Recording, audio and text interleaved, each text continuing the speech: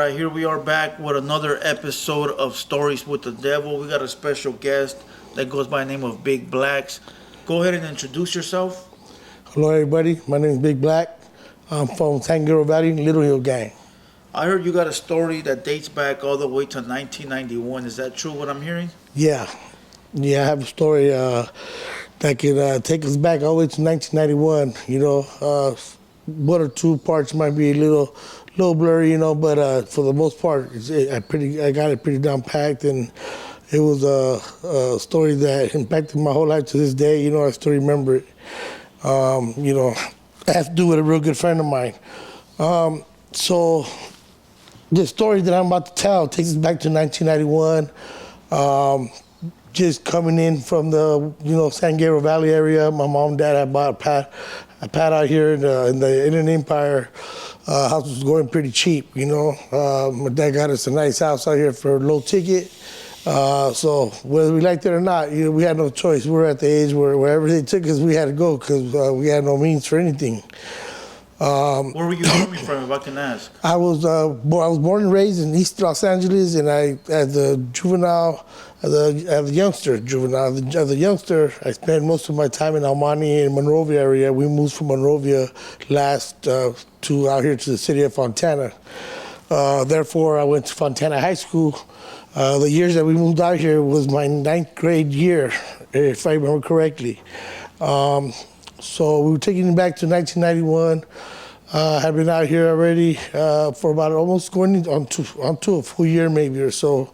Because if I remember correctly, we moved out here in going 89 to 90, so we already was here for about a year and a half already as this event happened. So I had hung out with this guy and numerous amount of other fellas too that I had met from different areas. Me and him ended up being real close. We got good with each other, and we hung out, spent a lot of time, partying and doing what kids do in the high school years. By the way, my friend, his name's Jose. He went by the name of Muggsy. So this is January 17th or so of 91. We were at school. We started off the day at school. I started school that year in Fontana, at Fontana High School. And we had showed up early in the morning. We had took a bus together to get to school.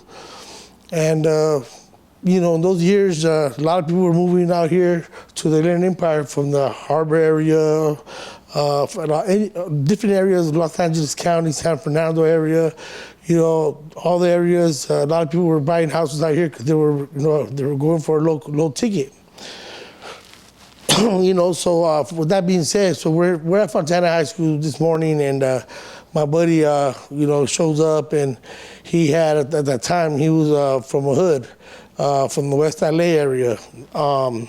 He shows up, and we're kicking it, and we're posted in front of the school, and he starts fighting with one of his ops, from the Fontana area, because at that time, they didn't like nobody from the LA, the harbor area, from, we're down the beach, Long Beach, wherever they came from, they didn't like nobody, because they weren't used to that. They had to get used to all these new people coming into their area. The ops that he was fighting with happened to be from Fontana. So it was like the IE versus LA. Basically, yeah, it was. They had a theme for anybody that was from LA. It was kind of. How can I say it? It was kind of iffy, if you were doing a good thing by wearing an LA Dodger hat into certain areas, because there was a lot of stories about people getting killed over just wearing an LA sweater or hat at the time. The LA in the Inland Empire, San Bernardino County thing was pretty big. They weren't used to it. They weren't having it. They weren't liking it at all. But little by little, they had to get used to it, because it just got worse and worse. With that being said, there was almost, if I can remember, there was a year that we broke record in all the schools in Southern California for having the most students in classes. We had about almost 40 kids in every class. Some kids had to share books, stand up in the back of the class for the whole session that we had our class for, which is, if I remember back in those days, there were like 45, 50-minute class times, I believe. Some a little over an hour, but they would have to stand the whole time in the back, They would have even a board where they would sign their name that they stood at the back of the classroom this whole past week. So this time they're off for the standing, they can get a chair somewhere. Somebody else had to stand that didn't stand the whole last week. That's how bad it was. But anyhow, with that being said, so my buddy's from the LA County area and had some words with some guy from out here from the Fontana area. So they ended up fighting and whatnot. We were all there. He gets taken into the office. This is the beginning of the day, barely going into the first period, I guess you would call it. We saw him for a little bit.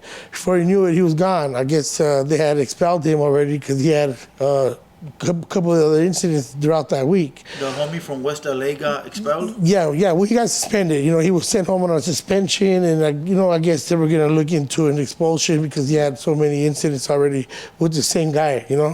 So this guy ended up being from a gang out here in Fontana. So now it's not just one guy. Now it's whatever buddies he has and whatever buddies he has, we're all going to the school together at the same time. So this is beef that's going on throughout the day at school, lunchtime, from going to one class to another, So this is an everyday thing, after school. People are meeting up after school, at the parks, at the parking lots. It was an everyday thing. For anybody that was in the area of 1991 in the Fontana area knows what I'm talking about. It was pretty wild. It was pretty wild. We had open school lunch. They had to shut that down pretty quick, because numerous amounts of shootings, people getting hurt during lunchtime, being out on the street, trying to get something to eat, or out there messing around, during open school lunch. Now they got that. They got it all slammed down. Nobody leaves nowhere until school day's over. So that's it. So what you're saying is that before you used to be able to leave the school grounds? Yeah, people had lunch? Yeah, people that had cars or stashed cars down the streets that drove to school that wasn't supposed to be driving, or whatever. Or people even strolling down the street, trying to make it to Baker's and back by the time they had to get back. But so anyhow, so that morning, my buddy he got in trouble for that fight. He got caught. He was suspended, and. So now we go on with the rest of our day, and it was weird because that day it's just like they had it in for him, I guess death was on him, because there was another incident later on that happened between one of his homeboys and another guy, and they both were from LA. But the guy that my buddy got into it with, I had him for the next period. And one thing I remember is, I remember clearly, he tells me, hey, that's your boy over there? I said, yeah, I know who he is. He's my partner. He ain't from my hood, but yeah, I know who he is. What's up? He goes, I'm gonna smoke that fool today, So the guy that your homie from West LA got in a fight with approached you and asked No, this is a whole different guy. Those them two guys from the morning, they're gone for the day. So now the day goes on, and another incident happened with my boy that got suspended for the fight in the morning. His partner got into it with somebody else, that happened to be from LA as well. Like I said, there was so many people from everywhere that have moved down here. Now it's LA. This is a whole different accusation and reason why the next thing happened. But my point of that was the second accusation that happened between one of his homies and with the guy that made the remark that he was going to kill my boy that got suspended that morning. Yeah. So meaning now he barely got in a fight, got suspended. Little later on, one of his homies gets in an incident with somebody from LA. That guy from LA says, I'm gonna smoke this guy later on. So now he got in a fight, got suspended. Now you got a guy talking about he wants to smoke homeboy. But this whole situation has nothing to do with the fight from the morning. The fight from the morning was because it was ops. Now the second reason it was over, there was a few stories that were out there that where the grudge was coming from and why the incident happened. But there's more to the story to tell, so I don't want to, get into that part yet. So anyhow, his buddy gets into it with this new guy from LA. We go to the next period. I happen to have him for a class, and he straight, flat out puts it on the table, says, hey, check it out, that's your boy right there. I say, he's not from my hood, but yeah, what's up? That's my partner right there. He's like, I'm gonna smoke that fool later on. I'm gonna smoke that fool tonight. And so we kind of had little words, we talked, whatever. Like, well, if you got something to say, homie, go tell them, You talk to the wrong person, I'm not your messenger. He wanted me to give them a message. I don't give nobody messages for nobody unless I need to, and I know who I need to, and that's it. He wasn't nobody near that area or nowhere near that position be telling me who to send messages to anybody. So therefore, I told him, you go handle your own business, my boy. If you got something to say, go ahead and say it, You know where they at. Now, do you take a message like that as a big threat, or did you just shine it off like it wasn't that important? Well, it wasn't my homeboy from my hood, and the way he came at me, it wasn't like in a aggressive way. It was just a little more mind-boggling because the way he said it, it was like he was telling me I'm gonna slap him later on. But he's literally telling me I'm gonna smoke this guy later on. It was a little awkward. So what I did, I went and got one of his older homeboys that was still there at school at the moment. Told him, hey, this fool right here just got done telling me that he's gonna smoke the homie. So I'm like, you need to go get at that fool, He disrespected your hood as well. So I went and relayed that message, and later on that day, there was another fight amongst the guys that hung around with each other, the two groups that I'm telling you. This whole new accusations is coming about. So anyway, so the day ends, we all go home, jump on the bus, everybody goes home to their ways, whatever.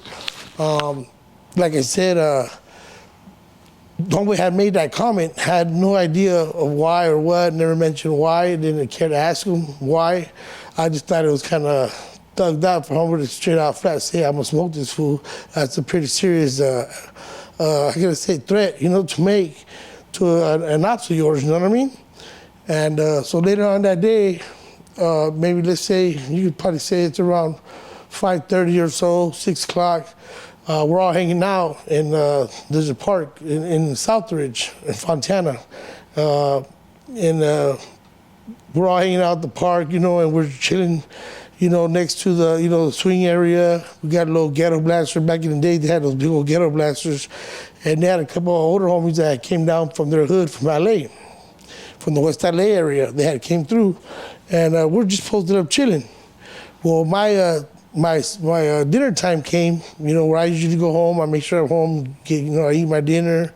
I supposedly do my homework for the night, whatever. And I'm back out on the street trying to look for the fellas to hang out, for the rest of the night. So I went home, I left them right there. Him and a couple other fellas were sitting there chilling by the park. And he happened to be there, my boy that got suspended early in that morning.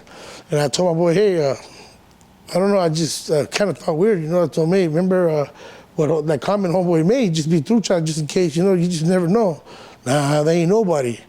So now, this is where I catch wind of what was more or less going on. I guess somebody had jacked that guy's brother on a little move that they were trying to make, and they were confusing him to be somebody else from the same hood, but it was the wrong guy.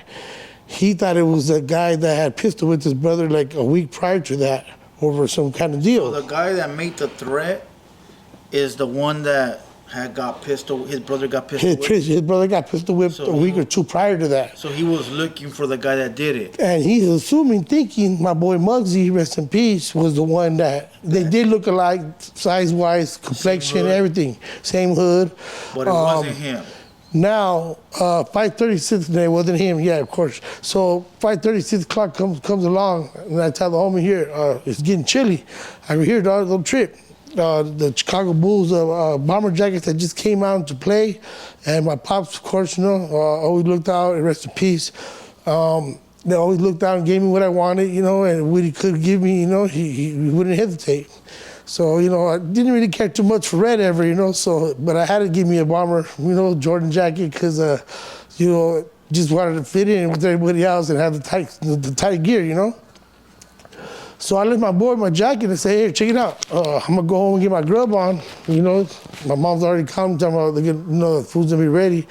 I got to go home and eat, keep my jacket, and then on the way back, I'll bring me a hoodie or something, So I leave them at the park. I stroll home.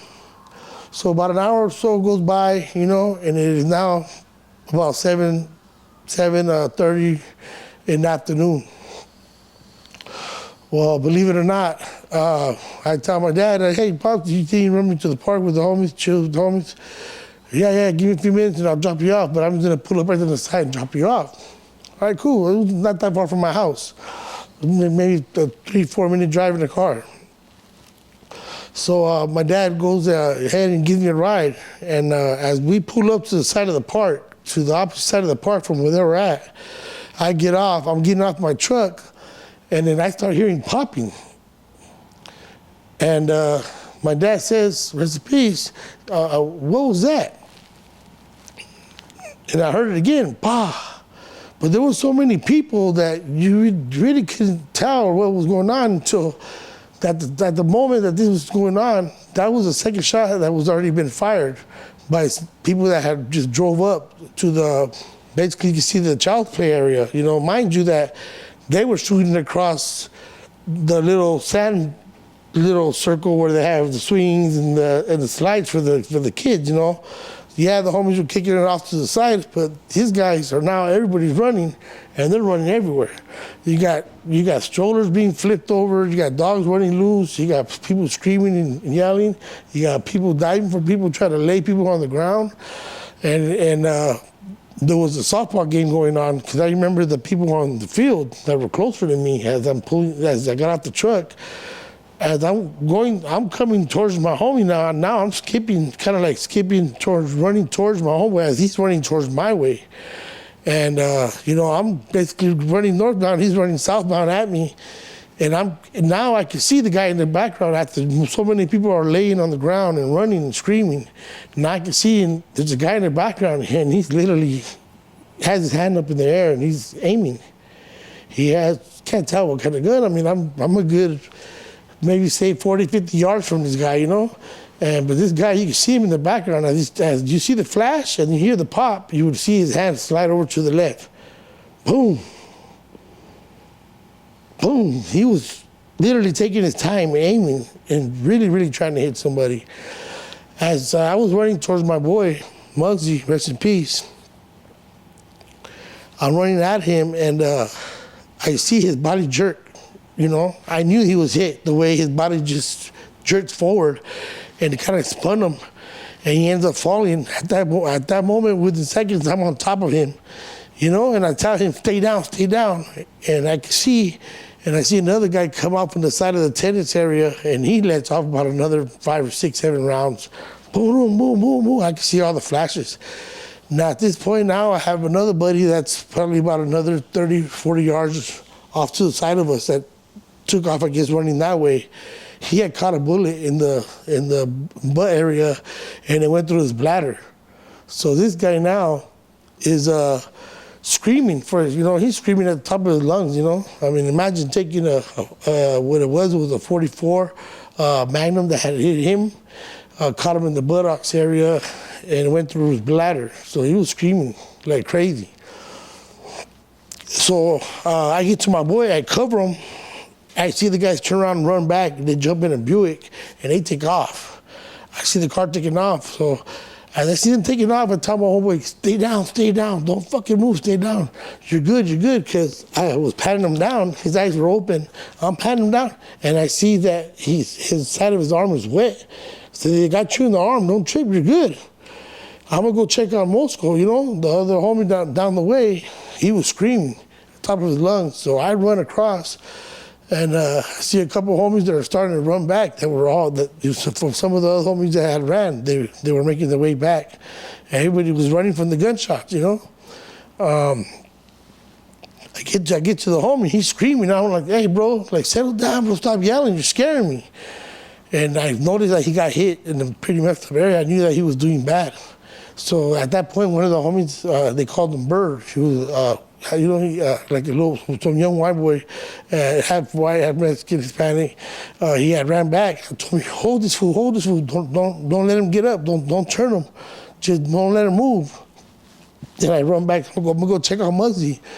I ran back to my boy, and I'm like, come on, dog, come on, get up, let's go, come on, we gotta get up. So I'm trying to wake up my boy. I realize his eyes are open, and he's not moving, bro. And I'm trying to move him. And as I grab to move him, that's when I out more blood, and I got my hands dirty from the blood that was coming from, unfortunately, the back of his head.